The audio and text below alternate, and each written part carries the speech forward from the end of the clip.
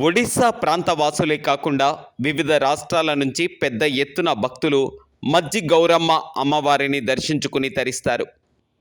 కోరిన కోరికలు తీర్చే ఈ అమ్మవారు ఒడిశా రాష్ట్రం రాయగడలో వేంచేసి ఉన్నారు. ఇక్కడ చరిత్రను పరిశీలిస్తే 15వ శతాబ్దంలో అనంతపూర్ మహారాజు రాజా విశ్వనాథ్ దేవ్ రాయగడలో ఒక కోట నిర్మించుకున్నారు. ఆయనకు 108 మంది రాణులు ఉండేవారు. రాజావారు తన కోట మధ్య గదిలో అమ్మవారిని ప్రతిష్ఠించి పూజించటం వల్ల మజ్జిగర్యాని అంటే మధ్య గదిలో వెలసిన తల్లిగా పేరు వచ్చింది. రాయగడ ప్రాంతంలో తెలుగు ప్రభావం ఎక్కువగా ఉండటం వల్ల మజ్జిగ గర్యాని కాస్త మజ్జి గౌరమ్మగా మారింది. ప్రతి ఏటా చైత్రమాసం ఏకాదశి నుండి పౌర్ణమి వరకు 5 రోజుల పాటు చైత్రోత్సవం జరుగుతుంది. శక్తి హోమం ఘనంగా నిర్వహిస్తారు. చివరి రోజున పూర్ణాహుతి అనంతరం చేపట్టే కార్యక్రమాలకు విశేష ఆదరణ ఉంటుంది. ముందుగా అగ్ని మల్లెల కార్యక్రమం, కనకనలాడే నిప్పులపై నుండి ఆలయ పూజారి నడుచుకుంటూ వెళ్తారు.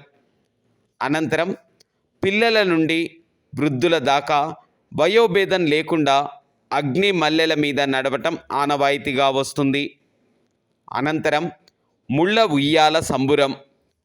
ఊయాల మీద మొనతేలిన మేకులపై కూర్చుని భక్తుల్ని ఆశ్చర్యానికి గురిచేస్తారు పూజారి. ఈ 5 రోజులు సుమారు లక్షలకు పైగా భక్తులు అమ్మవారిని దర్శించుకుంటారు. ఇదే పెద్ద జాతరగా పిలువబడుతుంది. ఆలయ సింహద్వారం దాటగానే మిలమిలలాడే ఇత్తడి గుర్రం ఉంటుంది. అమ్మవారు రాత్రి వేళల్లో ఈ లోహ అశ్వంపై విహరిస్తారని స్థానిక భక్తుల నమ్మకం. ఆలయ ప్రాంగణంలోని చెట్టుకు భక్తులు ఎర్రని వస్త్రాలని, గాజులని ముడుపులు కడతారు. దీన్ని ఇక్కడ ముడుపుల చెట్టుగా పిలుస్తారు. ఇక్కడ ముడుపు కడితే నెరవేరని కోరికలంటూ ఉండవని భక్తుల నమ్మకం. అయితే ఇక్కడ ఓ వింత ఆచారం ఉంది. రాయగడ జిల్లా ఆదివాసీ ప్రజలు అధికంగా నివసించే ప్రాంతం. ఆ ప్రభావమే కావచ్చు, ఆలయం బయట ఉన్న రాయజాని మందిరం వద్ద భక్తులు రాళ్ల పూజ చేస్తారు. అమ్మవారిని దర్శించుకొని వచ్చాక విధిగా భక్తులు రాయజాని మందిరంలో ఒక రాయి వేస్తారు. ఏటా విజయదశమి తరువాత ఇలా పోగైన రాళ్లను సమీపంలోని లోయలో పడవేస్తారు.